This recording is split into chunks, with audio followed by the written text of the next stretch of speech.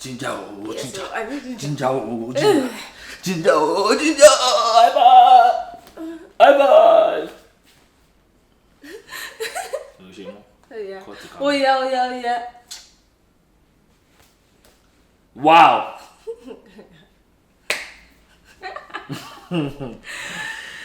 Hey Stalwart Fam. Hey. Welcome back to our channel. Welcome back. My name is Faith. My name is Michael. And we are the Stalwart Lovers. Whoops. Hi guys, if you're new here, we are so glad you stumbled upon us. Make sure you click on that subscribe button below. And then turn on the notification bell so that you get notified every time we post a new video. And if you're a returning subscriber, we love you. Thank you for always coming back. Please, if you have not followed us on our other social media handles, please, they will be displayed in the below ground.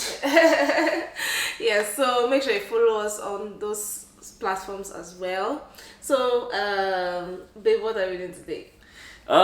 Today we're talking on a very juicy topic. I know you guys love juiciness, but it's okay. We have it for you today. So today we're talking about what we never knew about physical intimacy, essentially. About doing the do. About traveling to Jerusalem. Yes, about the flight to Jerusalem, about dinner, about all those stuff. As you already know, and if about you just coitus. Wow, babe. As you already know, and as if you're just joining, if you don't know already, we are all about sexual purity. Yeah. We know that God has called everybody onto sexual purity. So if you're a Christian, you're a lover of God, please keep yourself pure unto marriage. God helped us. We got married as virgins to both of us. Yeah. And we have several videos that we've talked about how we managed ourselves in those periods. Our view on it, how our first night was. That video is like 1.4 million views now. Glory to God, and thank you guys for watching. So feel free to go through the channel to watch all those videos. But today we want to tell you things we never knew. Yeah, about sex. Brace up. All right. And if you are like less than 18, you don't have to watch it. You shouldn't watch it. I don't think it would like benefit anything. Yes, you can come back when you're an adult, because this is basically for adults. All right. It doesn't mean that we're going to be saying all sort of vulgar things. At the same time, you don't need some information too early in your life, essentially. Yeah. All right. So that being said, let's jump right into the video. Okay, who should start? Start now. Okay, let me start. Things I never knew about sex. I never knew that it is not always sweet like honey, sweeter than sugar. The way it is portrayed, as a single man, like, when I marry, oh my God, oh my. I never knew that it is not always like that if some things are not done well. Yeah. If the preparation for sex is not done properly, the experience might be unsatisfactory. So I never knew that. That was a discovery. I thought that, anytime just jump into it, the flight will be without turbulence. You will land in Jerusalem, but sometimes you'll see crash landing on you. So so it's important to know that for an amazing sexual experience with your married partner, it's important to foreplay, preparation of the mind, and essentially making sure that the lady is in the mood. That was something. So, and sometimes it could take a while for that mood to get there, but it will pay if it gets there. Before you proceed, because it's like you want to go on a long flight without fueling the plane. If fuel finished mid-air, crash landing on you, so basically that's it. I never knew that. Yeah, and I think the first thing I'll mention that I never knew. What? I'm just sitting well. Well, I never knew that I could be like, my mind would be completely off it. And it's like, it's never on my mind. I'm not even thinking about it. But when I get like, let's say stimulated when I was let me not use that word. It's the word when you get. I'm raised up. Yeah, raised up. I'm raised up by my husband. Build yourself up in your most holy faith. Praying in the Holy Ghost. raised up or built up for my husband, I'm like, how did I not know that I wanted this thing? Like, it's like when someone gives you something you never thought you wanted, or something you never thought you needed. Yes. And it can literally be like that. Like, I wasn't even thinking about it. In fact, if you ask me, I'm like, nah. But then just be patient with me, just persist. Yeah, and because of that, most of the time I'm the one that initiates more. Yeah, but you're not even thinking about it. I tried to. You're not even thinking about it, and then you realize, oh well, that's true. Exactly. Okay, true that. Yeah. Hey, another one would be that, actually this one is kind of funny because it's kind of funny to me, Sha. Okay. Anyway, so it's basically that this doing the do thing usually happens at night. I do know why it's funny, because in my head it used to be like, come on, you know those days of premarital counseling and everything, it used to be like, don't spend the night. I'm like, if anything else happen can happen in the daytime. If you go and spend 5 hours in the afternoon or 5 hours overnight, like what's the difference? What's the difference between spending the night and spending the whole day in the same place? In the same place, you know. But what? But in my head, what was happening in my head was different from what was really happening, or what has been really happening in reality. So in reality, I don't know, I guess maybe because when you wake up in the morning, you have like other things you're thinking about, you have other goals, you have work, you have things to like engage. Maybe such that it is when it is in the night that you now feel like doing it. And funny thing is, we are both at home, we work from home, but I guess just that aspect of everything is just bright and active, and we are just all, I mean, what do you think about that, Sha? But I'm not really. It's common, especially with us. It's common that it's at night because we're busy and all those things. But I also don't feel like it's a night thing. But yeah, I agree with you that there's something about that night. When you recline to the bed to sleep, you know, you're like, wait to see this amazing beauty, right, baby? Should I come on, you know, perpetrate my loving kindness? You know, so I think that there's something about the night. Maybe because your head, maybe there's a psychological thing to it, I don't know, that your head calms down. I thought that, anytime. I'm still down for any time. But you just realize that if you check, it's most of the time in the night. Yeah. I think so. Okay, for me, one thing I never really realized, or I was shocked because, if you ask my friends, when me George, they used to make fun of me. I used to make mouth that when I married, oh God, morning boost, afternoon, night ish, any time of the day, just give it to me, boost, please. You know, I never knew that there would ever be a time that my wife wants, sex, and I'm like, babe, no. Like, how? I thought men are Ferraris, and the way I've heard that's before that. Oh, men are Ferraris, like 0 to 200 in 60 seconds. Okay. Like you can catch a man on a waist and he's ready. Yeah. I'm not that kind of man. All right, not all the time. I never knew that that's not the case. Like there could be times when I'm not just in the mental space for doing the do. I'm not just in the mental space. It doesn't mean I don't find my wife attractive. I'm just going through life, like real life. And that's the real thing about marriage. It's not every time you'll be doing bass-boos. Going through like maybe work, maybe, I don't know what it is, but it just shocked me because I thought, see, even if I'm on the mountain, just wake me up, I'm ready, let's go. But even for a man, I feel like preparation is important. Yeah, I think preparation of the mind really helps with just getting ready or putting your mind there, because I don't think it ever really is able to jump. Well, I don't know. I guess some people are different. Yeah, I feel like some people are different. But there are days when, especially if it's been a while that we've been intimate. Oh, come on, anytime, just jump on me anytime. It's like my body has already rearranged. The battery has, gotten ready for action, maybe. But some other times, I'm just mentally busy. Life. Yeah. Guys, anyway, I think I have another one. This one, Why are you laughing?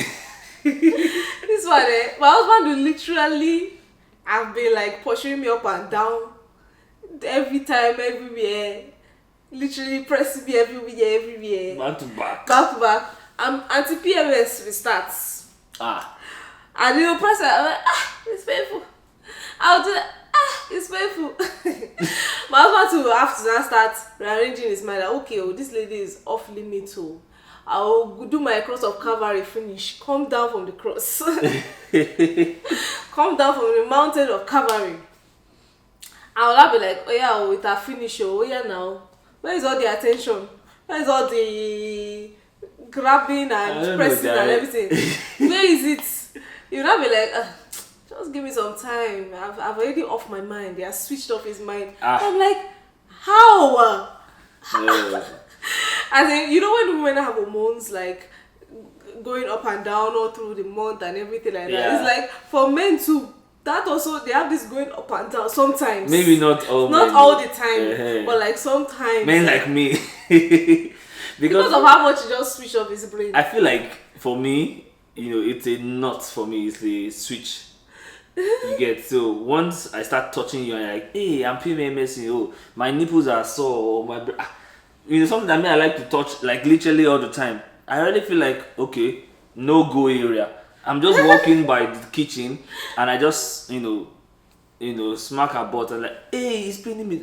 I've forgotten PMS. So because of that, because I don't want, once he tells me that she's PMSing, because I don't want to make her feel pain. So I just I don't know how it happens, but it's not intentional.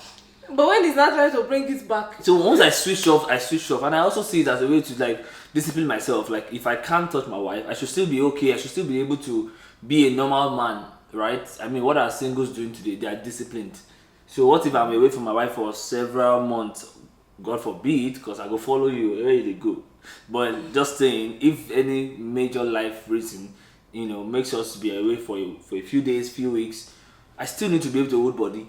So I use it as a kind of way to shut myself off and to now turn it back on. Sometimes, not all the time, it takes some realization that, oh, she's done with period. She's done. She's done. Do you understand? She's done. And there are other times where I can't even wait for her to be done. It's like, is it not day what already? So I never knew that kind of dynamics could happen. Yes, that one was a discovery. Yes, so I think I have one. I feel like I never knew the importance of spicing things up. So before marriage, I mean, we are not so clueless about sex, especially me. I've read, and I have a very inquisitive mind, so I've read a lot of things I shouldn't even read, but I've gone wide and far. But practical is different from theory, and that's something I realized. Why are you winking? I just realized. Get out of here. So because practical is different from theory, I never knew the importance of spicing up, your intimacy. And variations, intentional communication, just literally spicing things up. I never knew it, but I realized, when we got to a stage that it seemed like we were kind of not enjoying. It felt like regular. It became a routine. And for someone like me, I don't know if it's regular for men. Routines can weak me out, like can stress me out. If there was a time my wife was giving me jollof rice every day. She did one massive cooking and she wanted to finish that jollof rice before she cooked anything else. And she was every afternoon jollof rice and chicken. And that's one of my favorite food though. At a point, I got maxed out. Yeah, I got tired of it. And I was like, babe, I no longer want to eat jollof rice in this house. I have house. to throw away all the... Can you please throw them away? Because I was already feeling sick. Once I just see the jollof rice, I already feel like, so I feel like spicing things up, changing things. There was a time in Lagos, we were eating chicken. One day I just said, no more, go and buy goat meat. Or go and buy turkey. Because it's important, for me, variation is important. So there was time that it was just regular. It was like devotion. You do worship, you do prayer, then you study the word. It was as if you start, you kiss, then you do this time, then this, and then we stop. It was just bang, boom, bang, and it started winding down, even on both sides. So we are intentionally communicated and like, oh, let's spice this thing up. What can we do? Should we try a new position? Or blah blah blah blah blah. Yeah. Intentional. Should we communicate more during the activity? Maybe it helps me know what's going on in your mind. Or put your mind more in it, so your mind doesn't wander away. It was really helpful. So that's a very good advice. Like young couples, spice it up. All right, don't be routine-ish. All right, and if you are single, you are learning for when you marry. But see, practically still not the same as theory. Yeah, so yeah, and to add to that, I never knew like that. How do I put it now? You could be enjoying life. Every other aspect of your marriage is like superb and everything, but that your sex life could be like weak, and you are happy. You're happy with your partner. Like every part of your life is good. Like you are happy. But that part is just not satisfactory. It's not just satisfactory. It's not reaching that point.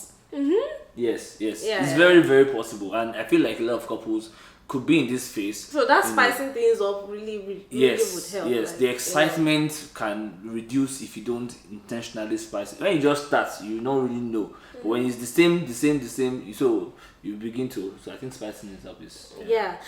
And then another thing I wanted to say, the other point, is that it really did not matter.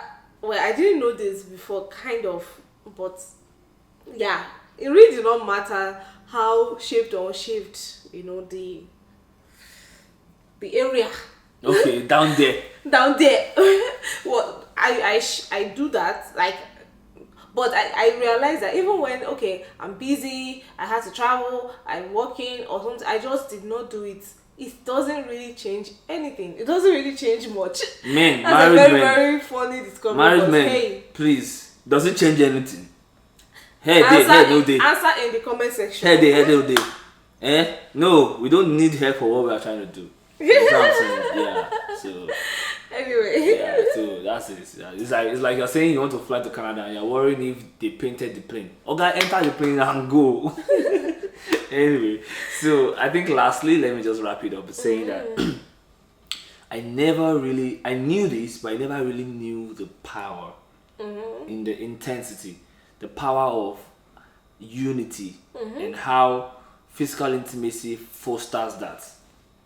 I think that's like the biggest reality that I have realized, and that's why honestly, sexual purity before you're married is powerful, because this soul ties things, this joining that we talk about, that the person you have sex with can make you feel so attached to the person. It's very true. Yeah. I feel like, because we are, faithful to one another, and we are active, sexually, it also impacted the progress of our marriage. Yeah.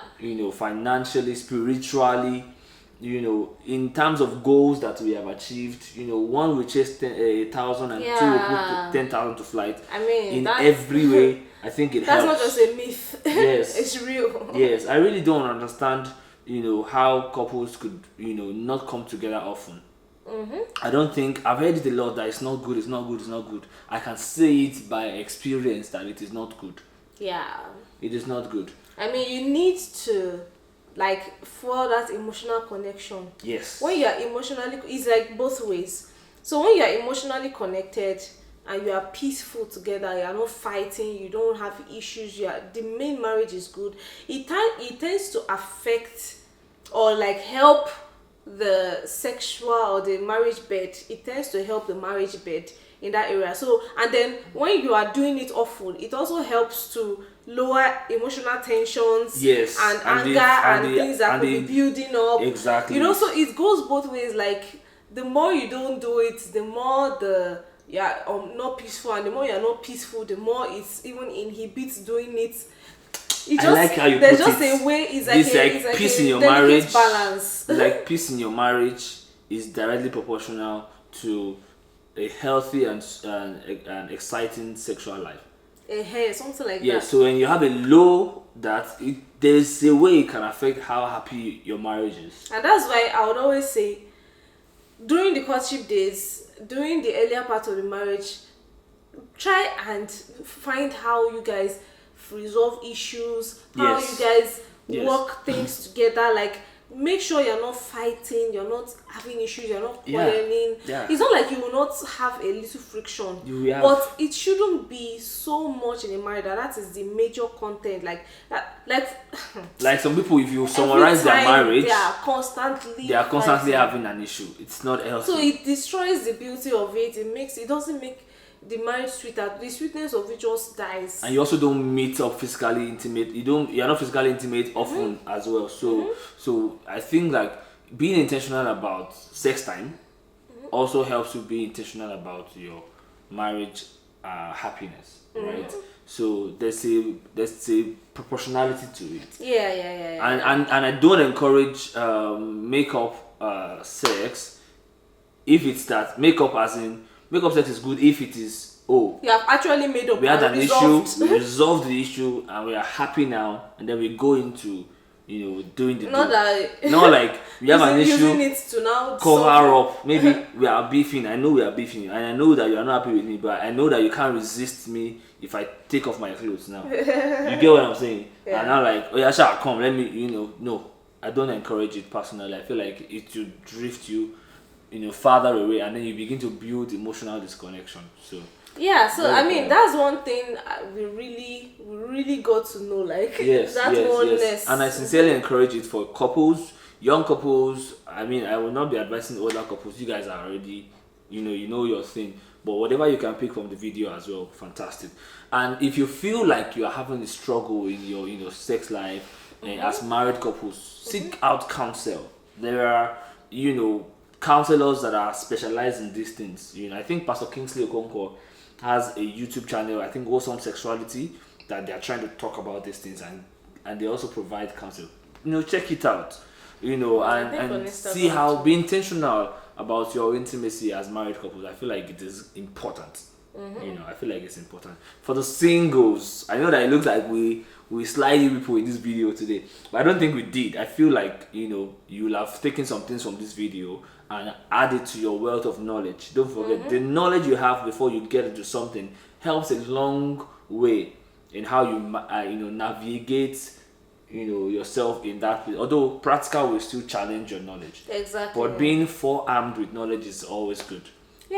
Alright, so if you enjoyed this video, make sure you give it a like, make sure you drop a comment. If there's anything you can relate to, please comment. Let's just know if you're married, what do you relate to, what did you realize as well, things like that. And if you're single, I mean, what did you learn from this video? Alright, and turn on the notification bell.